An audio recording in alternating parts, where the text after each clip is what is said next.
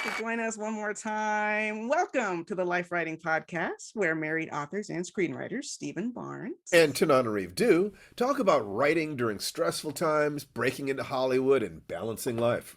Every week, we'll share more tips on how to build a better life while you create your dream projects. Even if it's only one sentence a day, life writing is the application of the tools of writing to life and the tools of life to your writing. All right. What are we talking about today, hon?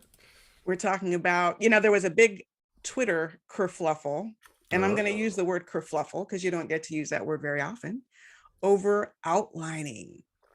And I thought, okay, let's get into it. Let's get into a conversation about outlining, because this is something that all writers face at a certain point, is the question to outline or not to outline. Well, if they don't face the question, those are still the two major divisions. Some people just do what they do and they don't really think about what they're doing. This is all road trial stuff on the hero's journey. This is just the process that you're going through as you move towards your career. And in terms of the life writing pattern, this is, if the first step is writing a sentence a day, this is the second step, which is writing 1 to 4 short stories a month, where you actually do have to start concerning yourself.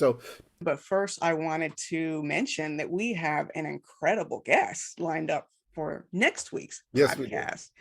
Do you want to say who it is? It's someone you know better than I do. It's my little brother, Rodney Barnes. We're not related, we're brothers from other mothers.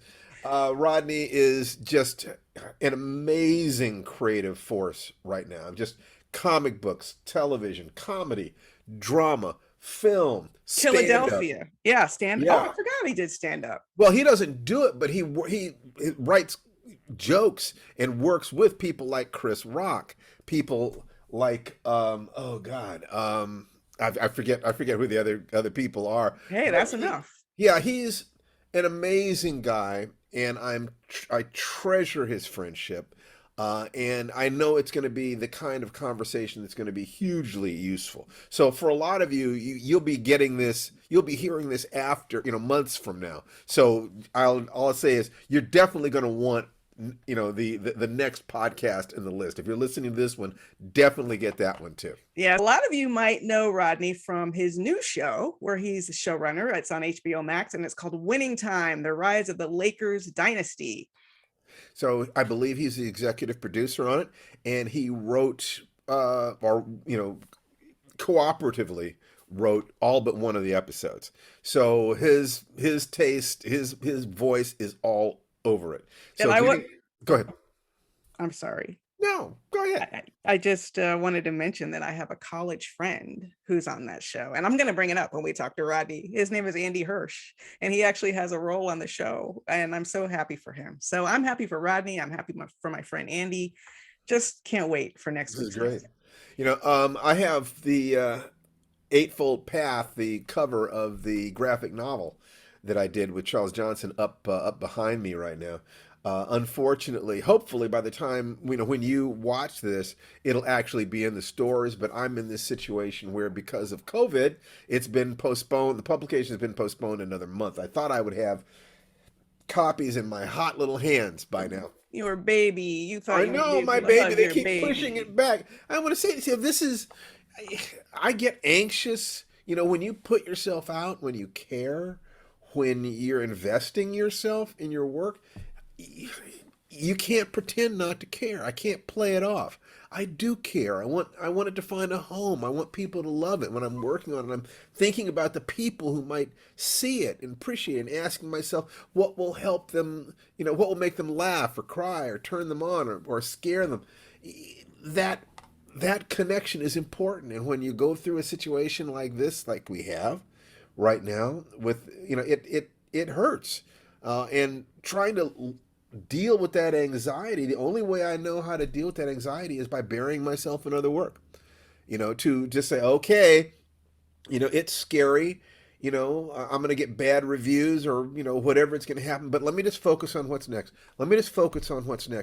That's what saves me.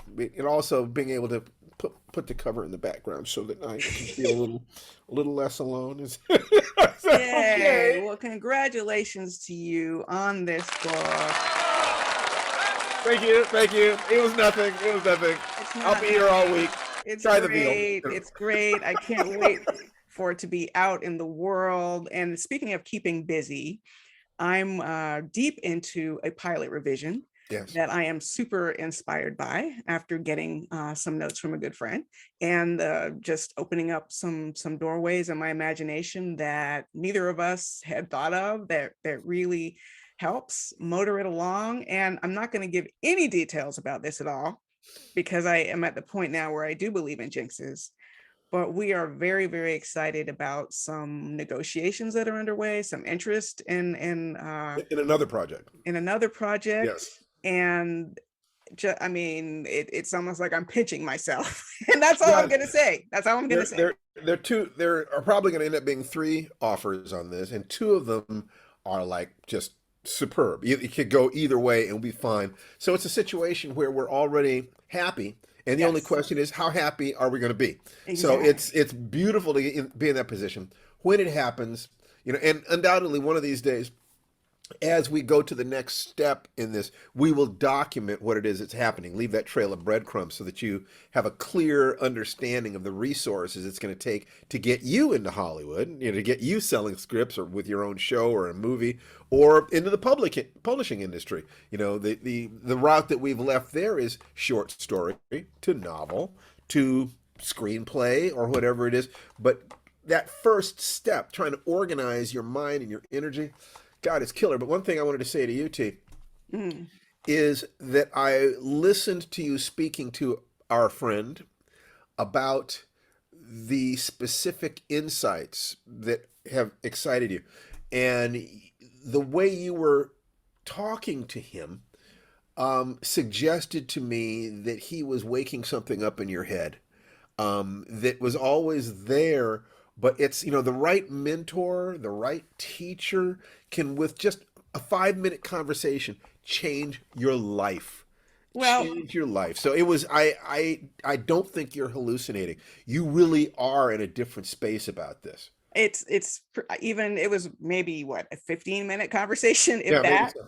And even so, I really did feel the sense that, and this is someone who's much more experienced than either of us in television, which is part of it, obviously, but it was like they were shining a flashlight in a dark corner of my Well, imagination. and then the And all of beautiful, a sudden it was like, oh, well, it's even better than that. Because they are so accomplished, we can actually watch episodes of one of their flagship shows while reading the script so that we yes. can see, oh, this is how he described it, this is how he structured it, and this is what the art director and the cinematographer and so forth did with his verbal instructions.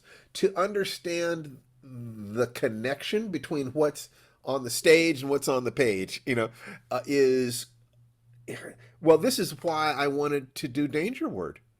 I wanted you That's our to, short film that came yeah, out in our short film 2013. that you can see it at www.dangerword.com.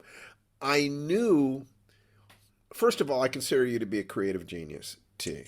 As I And consider you to be, darling. that's fine. I'm not putting myself down. I'm just saying how I see you. Um, it's, but I knew that until you had actually seen your words spoken by an actor, preferably being on the set so you can see what they're doing with it, how they're workshopping the language in order to find the subtext, so forth. I knew that until you actually saw that process, it's theoretical. And it's different from writing dialogue in a book. It was Because very empowering. yeah, it absolutely was. It absolutely was. So I guess that's to say for our listeners, that you want to take these things into account. But I also wanted to get it on the record that my baby just made a leap, I believe, in terms of her ability to do this. And what I said to her yesterday was, I want you to go deep, deep, deep, deep into this and teach me that you're going to learn things while you're doing this. I don't know because I've not been in the position of our friend, nor do I have his specific skills. You're actually working on a project where you can apply those skills, so you're going to learn. And I will empty my cup and be a willing student to you when you're ready to teach me. Well, like, we spoke near the beginning of this podcast about how you came up with the great leap in structure that really got this ball rolling. But I can't wait for you to see what I've been doing with the feedback we got from our friend. So that will be very exciting. And also very exciting is that our podcast has reached a milestone. What's We that? got our first listener voicemail. So how Yay! about that? Very exciting. Yes. Are you set up to play it? I am set up to play it. Let's hear it. And this is someone I had seen tweeting about it, but the tweets are private, so I couldn't retweet them. And they were kind enough. And in fact, any of you can do this. If you go to our podcast website, which is www.lifewritingpodcast.com, you will see instructions on how you can leave a voicemail. So this is the voicemail we got. It'll load up and play in just a moment. Hey, Steve and Tananarive. This is Amy in Northern California, just popping in to say how much I really, really am enjoying Lifewriting Podcast. It is such a breath of fresh air. The both for its content, the way that Steve and Tananarive provide life examples for how to move in the world, and how writing can be incorporated in your life, and how you feel about yourself and how you look at the world. It's fantastic. There's so much useful information, so much goodwill that just comes through your relationship with each other and your guests, and your guest lists your guests are always really fantastic. I just am really thrilled. I'm so happy that you two came up with this concept and are delivering just so much useful and fun information. It's a really terrific podcast, and I'll be recommending it to everyone in my network. So just wanted to say thank you. We appreciate you. Keep going. Thank you. Woo!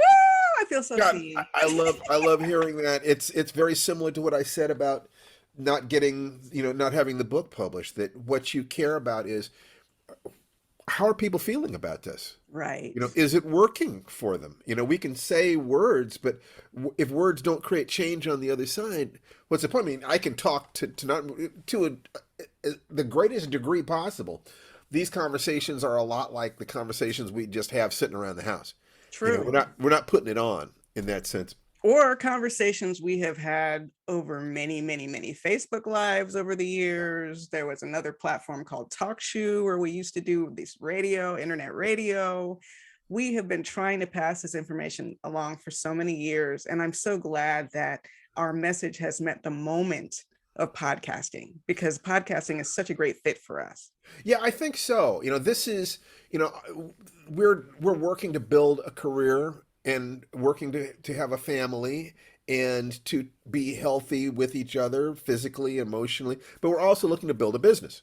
And in doing that, one of the things that we're doing is creating this podcast, which enables us to communicate with you so that you have a sense of whether or not our approach to writing works for you. And if our approach to writing works for you, you're going to want to find out more about it. So we're going to give you everything that we can here just because we love you.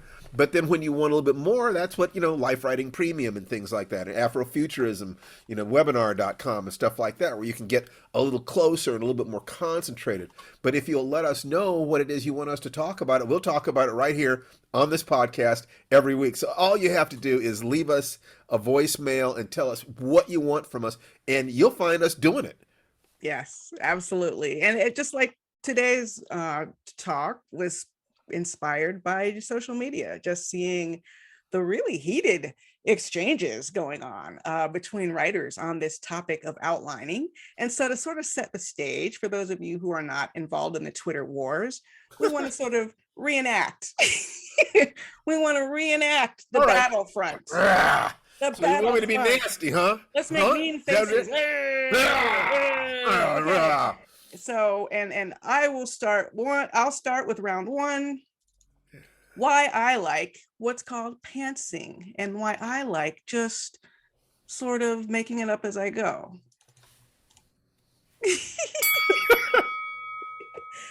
Pantsing, and why I prefer to just make up my writing as I go. Some of you may not have heard of the term pantsing. I guess it's derived from flying by the seat of your pants. It's when you dive into a piece of work, fiction, or whatever it is you're writing without any pre-planning, just to see where your muse takes you. Your muse is your inner child, and the inner child likes to run free. That is your greatest creative space. I spend all day in structure. I spend all day in meetings, taking calls, meeting deadlines. When I'm working on my heart space, which is my fiction, I want to be liberated. I don't want to be constrained by any rules. I want to, and in fact, what if I write an outline and it turns out it just would have been better if I'd made it up and let the characters show me what the story is instead of telling them what to do. Pantsing is the only way to go. All right, you take it away. Okay, ding ding. All right. So speaks the amateur. Professionals understand that their time is worth money. They understand that they have to. If I've got 6 weeks to turn in a script, I don't have the time to write it, find out that it's crap or not what I wanted to do, and start over again. Every day I see people complaining that they don't know what the end of their story is. You know, they just started writing because they were in a white heat. They got this great idea, but they don't know how to end it. So they end up writing a book, and they get to the last third of the book, and it's like, I don't know what I'm doing anymore. I don't know where I'm going. The characters led me astray. The characters took me off the path. When? Well, Oh, yeah, it's like that. It's like that. So what you do, what a mature adult does, is if your kid keeps running out into the road and almost getting hit by a truck, you can't just respect what the kid wants to do. You have to fence off your yard. You have to create a safe space for the kid to play. And that's what your outline is. Before you start writing, you know, oh, is this a story? You take the hero's journey, for instance, and you say, okay, is there a character? Do they want something? Are they prepared to move forward? Do I understand the kinds of things that they're going to do? Maybe come up with 3 examples of the kinds of things they do. What do they learn? Who do they meet? What is the biggest point of problem? How do they solve the problem in a way that allows them to grow as a person or to demonstrate some quality about them that is important to do? And then do I show them moving to the next level in their lives? Or if they fail, show them dropping back. If I can have that, and it might be no more than a paragraph or 2 to create an outline, or a page, or a few pages, depending on the length of the project. But to deny structure is like having a body with no bones. You know, it's like, well, you know, there are people who can do that. You know, Stephen King talks about he's a pantser. He sits down and he can just do it. And that is such an advanced level of the game that unless you are 100% certain, no, you're likely letting your ego, you know, you don't let your ego get your butt in trouble. That's all I'm saying. That's all I'm saying. Amateur. okay. Well, the funny part about this, I mean, full disclosure, I'm not a pantser. I mean, I the only time I don't outline is when I'm writing short stories, say. Right. And that is the one time I will indulge the part of myself that does just sort of want to discover the story. But even so, I have to admit, since short stories often are not the top priority in my writing life, I have paid projects or I have pitches I'm doing, and I have to walk away for a week, sometimes 10 days. I will write notes to myself about what is even supposed to happen. I have literally gone back to stories that I started, like I have a great first page, and then I don't remember what I was going to do after that. So even with short stories, it can sometimes be a good idea to do a little bit of outlining, but I will say this. I understand and appreciate you as writers who feel overly stressed by even the very idea of an outline. It dampens your spirit. It puts out your fire. It makes writing feel more like work to you. And you don't mind going through 3, 4, 5 drafts to kind of find the story. And that's what writing feels like to you. Listen, if it works, if you're creating publishable work, or work that your reading group or your beta readers say is excellent work, then I can't argue with you and say it's not working. But what we're going to talk about today on the pod is the benefits of outlining. Well, I think that we can talk about the benefits of either. If it, I don't want to come down on one side or the other, because all that matters is what it is that you said. Are you getting the work done? Yeah. If you're on the life writing path and we want you to be writing 1 to 4 short stories a month, are you finishing that story? If you're finishing it, then you might ask yourself, are you enjoying the process? Because sometimes there are people who they don't enjoy writing, but they enjoy having written. And I'm not going to say those are writers too. Everybody has their own way of doing it. But what matters the most, if what you're trying to do is be a writer, be an author, to be published, let's say, is to finish the work, submit the work, and constantly improve your work, as well as improving your understanding of the field. So if you're a pantser and you just want to sit down and write, and you look up after a month and you've written 2 stories, fantastic. You found your way. It's working. If you have not done those 2 stories, or you're feeling like you could have used a little help, a little support, a little bit more structure, or you feeling like you're a little lost in terms of, it could have been easier, or you're not sure how to improve your work, then you might want to try planning in advance. And if you plan in advance and there isn't as much fun, or you're afraid that if you plan in advance it's not going to be fun, then one of the things that is important to understand is I can create an outline, and in the process of writing I am getting to know my characters, the world, the situation, so things can change. But I start a story knowing that, something, if it ends this way, that'll be a good story. I can always trade up. If a character wants to do something funnier, faster, better, sexier, deadlier, then I'd ask, well, how's that going to affect the rest of the story? And if I can see like a row of dominoes and say, okay, this could affect this, I might need to make some changes, but that is also leading to a good conclusion, maybe even a better conclusion, then I am pantsing inside the structure of plotting. Or from the other way, I am plotting in order to create a safe space within which I can just write what the heck I feel like writing. On any given day, when I'm writing, especially if I'm doing the process that I use of going from script, from outline or treatment to script to prose, when I'm just writing script, I have no idea what these people are going to say. I might have a loose idea of what I want to happen inside a scene. That in this scene, these people are walking from here over there, and they're going to see something at some point that I need to call some attention to, because it's going to end up being a clue 50 pages down the road. So let me write this. What are they talking about? How can I indicate this clue? It's a gum wrapper, for some brand of gum that isn't sold in the United States, which tells them that there's a Mexican hitman who chews this gum, because they whatever it is you're going to do, whatever it is that you're thinking, you don't know what you're going to come up with while you're doing it. But if you have a structure that if you executed this, it's going to be okay, there is a tremendous amount of confidence in there. You then combine that with the understanding that your first drafts are going to be crap. Don't even worry about your first draft. Now, you do things a little differently there. That's the question of, do you just write straight through to the end, or do you fix it as you go? That's probably another conversation. That's another conversation. It's another conversation. I'm a buffer and a polisher. I don't move on until I think that page is done.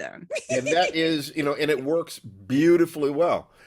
The important thing is that whatever process you're using, does it get the results you want? If it does, God bless you. If it doesn't, change it up. So I would like to take a moment to explain some terms for those of you who are like, well, what do you mean when you say outlining, right? The most basic form of an outline is something called a beat sheet. A beat sheet is something I learned about when I started screenwriting. And it's basically bullet points. This happens, this happens, this happens. It doesn't have a whole lot more than that. If I were writing a beat sheet for Get Out, for example, I'll use that as an example because y'all should have seen it by now. Okay. Okay, so the first beat is a Black man is lost in a suburban neighborhood and gets abducted. Boom. A white woman is shopping for pastries for breakfast. She goes to her boyfriend. They're about to visit her parents. He says, "Do they know I'm Black?" Now, often in a beat sheet, you don't include dialogue, but obviously, dialogue like "Do they know I'm Black" is very central to the whole idea of this movie. So, in that case, yeah, you could just say he asked if her parents know he's Black, but you can also write that as dialogue. And then on the road, they hit a deer. The police officer asked for his ID for no reason. When they get to the house, the parents are very welcoming. You see what I'm doing with this? It's just this happens. There's no. Yeah, that last beat is the parents are too welcoming. Yeah, right. They're They're too bending welcoming. over backwards to make him comfortable to the point that he feels uncomfortable. Yeah, good point. So, So that is a beat sheet, and it's yes. literally you can write it as bullet points. And what I would call an outline is when you take those bullet points out and you say just a little bit more about every single one of those beats, like especially the significance of the scene. Like, why is this scene in the story for you? You know? No, so if you take a look at, like, I tend to use it, the hero's journey, and you say, this is where the character is going to start at the beginning, this is where they're going to get to at the end. What is it that needs to happen along the way so that whatever the climax of the story is will have the maximum emotional impact on the reader or the viewer? That means that suggests other scenes. They have to learn this. They have to have this. They have to be these obstacles. You have to raise the stakes so that people can feel how hard they've worked to get there, so that by the time they get there, we feel like it's great victory at great price. If you take a look at any movie that is successful on kind of a, I don't want to say trivial way, but let's say any Marvel movie. Marvel movies are not great art. They are great craft. They are great craft, and they really understand how to structure to create an audience payoff. Even if you don't want to write Marvel movies, it would be really useful to understand that they set up things at the beginning that get paid off at the end. They just do this. To watch a couple of those movies and write down what's happening in this scene, what's happening in this scene. If you will do that, or you could start with a Twilight Zone episode. Go on, you can get that stuff on YouTube. You can get it on cable, because the half-hour Twilight Zone episodes, many of them were perfect little short stories. And you can watch them and write down what's happening in this scene. What do you think it means? What do you think it means? If you can read that outline, and it's no more than a page or even less, so this happens, this happens, this happens. And is that the basics that you need to have the irony and the payoff or the fear or the twist work at the end? If not, you work with its bones. After you've done this enough times, a master craftsperson will have all this in unconscious competence. Yes. So Tananarive can write short stories without knowing where it's going, because she has a level of experience that if she does that, it works out. It's not just, well, it's not just that you know stories, it's that you understand your process, right, that you trust your process. And so you can afford to have fun writing a short story, because most of the time you actually do get there. When was the last time you started a story that you couldn't finish? It's been maybe 3 years. Yeah. 3 years. So how many stories have you written since then? Probably 4 or 5. Yeah. Maybe so 6. So basically, the idea is that she knows that in only 15% of the time, or 20% of the time maximum, is it not going to work out. And you're having fun, and you're also exploring yourself. So it's absolutely worth the investment of your time and energy to do it in the way that's the most fun. 80% of the time, it works out anyway. So why not? Why not have fun? To expand on my definitions, there's also then a treatment, which usually you hear spoken of in Hollywood, television, and film. And a treatment really is a fancy name for an outline, but I guess I would say, generally speaking, they are longer and more detailed. Just for an example, a few years ago, by a few, I mean many, many years ago, Steve and I were pitching my novel, The Good House. We got it set up at what was called Fox Searchlight at the time, and we were pitching based on a mini treatment. We basically told them the whole movie, beginning to end. And it was so detailed that we were able to write that script in only 2 weeks, because it was probably about 15 to 18 pages, I would guess. Could be. Yeah. I mean, it was, what Robert McKee, Saint Robert, says is that if you create your treatment properly, And sometimes treatments are longer than scripts because they have notes in them and research in them. And you just do it until you've got everything that you need to know about that world, but you haven't written any dialogue, or very, very sparingly.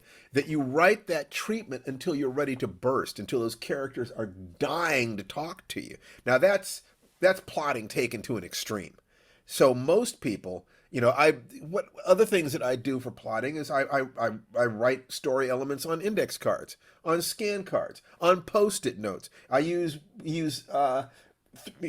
massive pads of paper. I use whiteboards or blackboards, and in every time you create an outline of something and use a different medium, the story looks a little differently. That every time you can take the same information and put it into a different form. This time it's on an outline on Google. This time it's a stack of index cards that you're carrying around in your pocket. This time it's the scan card system, which I love. This time it's post-it notes that you're sticking up on your wall. Every time you take the same information and put it into a different form, you learn something new about the project, and you learn it relatively painlessly. It's that painless thing that I really like. It's the low-hanging fruit. I will just, every day, I'll just do the stuff that's easy that day, and I then trust my unconscious mind to take me further into the project, so the next day, new things are easy. Things that were hard previous day, it was hard on Monday, it's easy on Wednesday. That's a good way to address this issue of boredom, constraining your inner child to rules, like people who want to feel liberated. If you need to use color-coded index cards to make it look pretty and fun, well, do that. You Why can not? maybe trick your inner child into outlining if you need to, trick your muse into outlining if you need to. But I'd like to talk about some of the biggest reasons that Steve is holding up some of his colorful index cards right That's now. right. We're not joking about this stuff. This is what we actually do. We actually use this every day. We're talking about the stuff that we use every day. So there are a lot of good reasons to learn outlining. I taught in Antioch, University of Los Angeles's MFA program for maybe more than 10 years. And I've taught at VONA, Voices of Our Nations. And one thing I always tell my students, learning writers, is that it's a good idea to at least practice outlining, even if you don't think you're going to continue to outline. It's just a good skill to have in your back pocket. And there are some practical reasons for it that have nothing to do with your own creative process, or at least not directly. Because listen, if you've ever tried to get someone to read a whole script, or God forbid, a whole novel, you know how tough it is to get really, really good insight from readers, to find that person who has both the skill and the time to turn around meaningful notes. Well, guess what? If you write a detailed outline, which is 15 or 20 pages, it is a lot easier to get someone to read that. And they can tell you, without you having to write 200 pages into it, that, that second act was really saggy. There wasn't enough incident. It really felt like you were treading water. You need more of an obstacle. Everything else looks great, but that second act, I was bored. And my thing that, once again, from St. Robert McKee, I like outlines that are 3 pages long, to force myself to squeeze down everything I think I know about a story to just 3 pages, first act, second act, third act. Maybe 4 pages maximum, with a mid-act climax, to see, does the story work? Does it work in that condensed form? If it does, then once again, there's nothing that's sadder than somebody talks about having worked on a book for a couple of years and can't come up with an end. If you can't create an outline, you might try what Margaret Mitchell did with Gone with the Wind. She wrote the last chapter first, and then she wrote up to that chapter. That is, I think, that's a pretty brilliant way of doing it, but know where you're going. Otherwise, it could be like getting in your car and you don't know where you're going, but you hope you're going to end up someplace interesting. No, don't you have a destination? Is there a restaurant you want to go to, or you want to go to Disneyland or a movie theater or something? You're not just driving in a circle. If you want to just drive in a circle and it's your experience that works out for you, then fine, do it. But otherwise, be careful. Yeah, You had so a real practical suggestion, didn't you, T? well, I just want to appeal to the practical side of your Yeah. mind for a Yeah. moment. For example, those of you who write nonfiction, guess what? In nonfiction, you can actually sell a whole book based on an outline and maybe a couple chapters, 2 or 3 chapters. I know this because I have done it. Okay. Same thing. When I, Same thing is true in fiction. sometimes, if you're an established writer, I don't know many houses that are going to take a chance on an unestablished writer just based on an outline. No, I said Uh, 3 chapters in an outline is the standard comment. really? Three chapters in an outline is the stand. Now that may have That is new. shifted. No, it's not new. It's old. Whether or not it may conceivably have become out of date, but that was the standard advice 40 years ago. Oh yeah, And I don't think it's when I started publishing, it was even I had to have published a couple books with an editor before they were willing to give me an advance based on an outline and a few chapters. So it may vary, and I don't know but I do know in nonfiction, at least it was the norm, and I think it's a little bit easier because what you're selling in nonfiction is not so much your writing ability, which is very true often in novels, but the subject matter you're writing about. I And guess if you're very well versed in that subject and your writing, is fine, you might be able to get that contract. if the outline is solid and the 3 chapters are solid, I think you can see whether or not a person has writing ability. What you don't know is whether they have the ability to finish a book. Well, that's another reason why I think That's double check. different. I would say double check with your writing group, see what people are encountering. It took me a while before I could sell a novel based on an outline. Yeah, But yeah. some of you are like, huh? You didn't even know that was a thing, right? So of course, not only does it pay to know how to write an outline, but how to write a detailed outline. My book, I guess it was Blood Colony, which is the 3rd book in my African Immortals series. That was when I had established a relationship with my editor, who was Malika Darrow. And based on what her committee was saying was, yeah, we can buy it based on an outline, but it needed to be in a detailed outline. I think the outline was 30 pages long. Okay. So I was envisioning that story from beginning to end. She could tell I knew exactly where it was going. And in the case of that book, I did follow it pretty strongly. Another example would be The Good House, which I did not sell based on an outline, but I wrote one for myself. And once I started writing that book, I almost never looked at the outline again. Right. So sometimes an outline is literally the template, and another time it's just to set you on the path toward completing your project. Once again, what matters is what's happening with your work. Are you getting the results that you want? That's where the rubber meets the road. The rest of it is theory. And it's, I think this will work. I think this will work. If your intent is to finish the work, then be sure that whatever you're doing enables you to finish the work. If your intent is to be a professional writer, be sure that you're writing material that can get published. If your intent is just to have fun and express yourself, then do whatever it is that you want to do. But don't get yourself trapped into thinking that one or the other way is it. What is it is what works for you. I'll give you another example from a novel project, and then I want us to talk about Hollywood, because that's in my view, very different animal in terms of outlining. I have a novel coming out next year. I thought it was coming out this year, but like you, Steve, I am having a delay now. I have a novel coming out next year called The Reformatory. And it was a very difficult project for me. It's based on the Dozier School for Boys in Marianna, Florida, where I had a great uncle who died there in 1937. So it's a very research heavy novel. I decided to set it in 1950 since I know that era a bit better from my parents. But it was a 7-year process, in part because when I first started writing it, I don't think I did outline it. I had very strong feelings about why I was writing the book. I wanted to both expose the violence and horrible things that happened at this place, and I wanted to give the character based on my great uncle a different ending, right? So I knew the ending, and I fooled myself into thinking that knowing the ending was enough.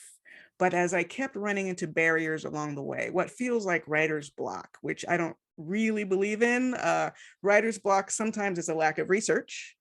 but also writer's block is literally just an emotional block to your project, period. It's not that you can't think of the words, it's that you don't want to engage with it.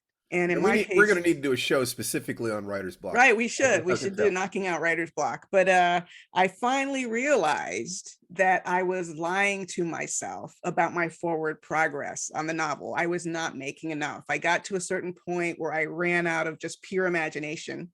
And I really needed to know what was going to happen next, right? So I used our life writing principle, and this is absolutely true, of a sentence a day. Instead of writing a sentence a day on the actual novel, I made myself write a sentence a day on, what do you think? Outline. My outline, absolutely. And in doing that, guess what? It forced me to let go of my BS, to engage with the work and actually ask myself, what do you think is going to happen next? And it was immensely helpful when my wagon wheels were stuck in the mud, as they were. Now, over those 7 years, I was also learning screenwriting, and we were raising our son. So it's not like I wasn't doing any writing. I was doing a lot of writing. I just wasn't doing enough writing on that project. Right. Can we talk about Hollywood? Yeah, let's do that. Now, in Hollywood, if you're not going to write a spec project, in other words, if you're writing a spec script, you could conceivably write a spec script as a pantser. I would still suggest that you outline, because that process of going from, an idea to a stack of index cards to a few pages to 3 pages to 30 pages, and then you just turn that 30-page outline into a script, that process is very well understood, and it is used by countless professionals to get their best work every single time. Tell them what a spec script is, honey. Some people may not know. A spec script is a script that you write without anybody having given you any money for it. So right. You take out a whole script. You wrote it on, speculatively. Yes. That you weren't paid to write it. You're writing it to either explore an idea or to have a sample, a work sample that you're going to show to somebody. You get that spec script, you send it to an agent. You write the Writers Guild of America, ask them, give me a list of agents who are willing to take a look at spec scripts from unproduced authors, unproduced screenwriters. They'll give you that list. You send your spec script in, and sometimes somebody will say, hey, this isn't bad, and they'll engage with you and send it out to TV shows or whatever. So, and it can also be a writing sample to get a job writing for a TV show. Yeah, usually though, if you're going to do that, you don't write a spec script for that show. The advice is you write a spec script for another show, and then you send it, because there are ins and outs to the shows that you don't understand. You don't want to accidentally step on somebody's last nerve. But if you've written, they often can't afford to look at a script for their show because they're afraid of getting sued. True. Because people are very litigious. True. So that's one thing, is the spec script. But if you're going to sell in Hollywood and you don't have a completed script, in all likelihood, you're going to go from a pitch, to walk into a television office, and say, okay, this week I think that this is what these characters will do, and it would be this, and this. And they might, talk to you about it. They might love your idea. And if they love your idea, sometimes they want you to give them every single thing that happens in that episode. Other times they will buy your idea and say, okay, flesh that out. Or even give me a page and a half. That's right. Give me a page and a half. Sometimes they will pay for that page and a half, but a lot of times they'll say, go away and come back with a page and a half. And if you do that, then they're not going to give you that money unless they know that you've at least got a story that can work, and you're going to present that story in a professional way, which is basically you're telling them once upon a time, and you say that, the characters do this and they do this. It's almost as if you were describing that a episode that you saw last night on television to a friend. And I don't want to rewind back to something very, very important that you said. Sometimes they pay you. Very often they pay you. Literally, an outline is a part of the deal that your agents are going to negotiate with you. Sometimes it is worth tens of thousands of dollars to write 1.5 to 3 pages. So does that get your attention? If this is a skill, the whole thing about Hollywood, there is an obscene amount of money running around in Hollywood. The difficulty is positioning yourself where you can get it, and developing the skills so that when the opportunity arises, you're ready. So working on outlines, learning the skill of outlining could save your butt. You know, Absolutely. if So you ever get that chance. there's no reason not to learn it, especially if you have any aspirations to work in Hollywood. One of the things that happened during the Twitter wars over this was people were chiming in with things like, I'd love to jump into this debate about outlining, but I'm too busy writing this outline for money. The working screenwriters, whether they're feature writers or television writers, were resoundingly telling people, you need to learn how to do this. Your showrunner will expect you to know how to do this. The executives will expect you to know how to do this. So it's That's just right. another skill to have, whether you use it in your personal work or not. It's a professional level skill that can help you leapfrog ahead in the industry. So it's not, contrary to my snide comment at the beginning, it's not amateur as opposed professional as opposed to amateur. It's professional as opposed to the artiste. The person who simply wants everybody to bow at their genius. Trust me, I'll do it. It's going to be brilliant. You don't do that. There are 1,000 other people just like you who think they're just as smart as you are. What they care about is what can you demonstrate. And a 3-page outline or a 1-page pitch or a 30-page outline is what shows them that you can think in terms that they can turn into an actual television show, an actual movie. That's when their checkbook opens. Absolutely. It's just such an important thing to know. It is. It's a critical thing to know.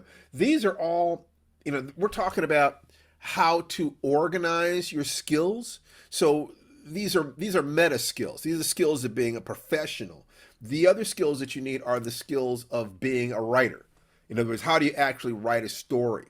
How do you actually keep yourself on track? I always figure that you're 100 stories, at the maximum, you're 100 stories away from publication. Most people who've been writing some stories are no more than 10 or 15 stories away from publication if they're guided properly. And that can lead into Hollywood. Most people I know in Hollywood who have had scripts produced, they say they had 1 to 2 feet of scripts, a pile, 1 to 2 feet high. So that's what, 10 scripts, 20 scripts, something like that. It's a lot, but how hard are you willing to work? Exactly. You look at people making $1 million a script and stuff like this. You think that's easy? You think you don't have to be a professional? You think you can get there because you just knew how to do it? No, you need to break it down to component pieces, practice the component pieces until you've got them at unconscious competence, and move on. And that's why we recommend Lifewriting Premium. Yeah, because our Lifewriting Premium course really does delve into these questions of both craft and emotions, right? Because as I described with the reformatory, what was holding me back from even letting myself imagine what might happen next was purely emotional. It didn't have anything to do with my skills as a writer, my imagination. Sometimes we're stuck because, like a character in one of our stories, we are, having a dark night of the soul. We're not believing in ourselves. We're not believing we have the talent. We don't think we really can pull off writing a whole novel, even though you're maybe 50, 60, 70 pages in. You don't even want to ask yourself the question, what would it look like if I tried to write an outline? Because I think sometimes we're afraid it will look like a disaster, right? It will look like a disaster. So part of what Lifewriting Premium does is not only craft advice, but it is life advice, the life of the writer, how to create a writer's life that will support your work while creating work that will support your writer's life. The most basic level is you just commit to writing a sentence a day and to watching, the video that we send you every week. The more advanced is when you're actually getting into doing that 1 to 4 stories. But if you spend a year writing a sentence a day and watching all those videos, I can guarantee you that the writer part of you is going to feel so nurtured that one sentence a day is going to blossom. By the time you've been doing that for a month, it's going to blossom into paragraph or a page, and you're going to be in that, and you will start understanding what it is that we're saying. That the writer part of you is not the same as the part of you that has all the doubts and the fears. It's the part of you that dreams. It's a part of you that remembers being a kid. I have such respect and affection for that part of you because I've still got that kid place inside me, and that kid inside me has accomplished so much, and he wants Playmates. So Yes. Tananarive, one of the biggest things about my relation with Tananarive is we're playmates. Absolutely. Our kids play together all the time. Absolutely. So, you hopefully you're going to be the next member of our Playmate gang, and we're going to be able to talk about stories, and we'll be able to read your story and analyze it life writing style. If you're a member of Lifewriting Premium, we no longer analyze other people's stories at any price. If we did, we'd have to charge over $1,000 a story. But what we can do is have the members of our community submit stories to us, and we can choose a couple of them and then analyze them. So that In a webinar. works out really well. Yes, we So just had one. It was fantastic, it was and just great. everybody felt good about it. So check out www.lifewritingpremium.com. We hope you have enjoyed this conversation that is all about outlining. And no matter which you choose, just try outlining. Just if you've never done it, especially, or if you've done it and you felt like you were a terrible failure at it, practice it a little bit. You might surprise yourself. And if you are a compulsive outliner, try just sitting down and pantsing, just seeing what happens on a very, very short story. Just see what happens. Just because you should be familiar with the yin and the yang of this. Yes. Sweetie, I think that's it for today. The hero or heroine of your own story. Thank you, everybody. Join us next week when we will have Rodney Barnes, and we'll see you next time on the Life Writing Podcast. Bye-bye. Bye-bye.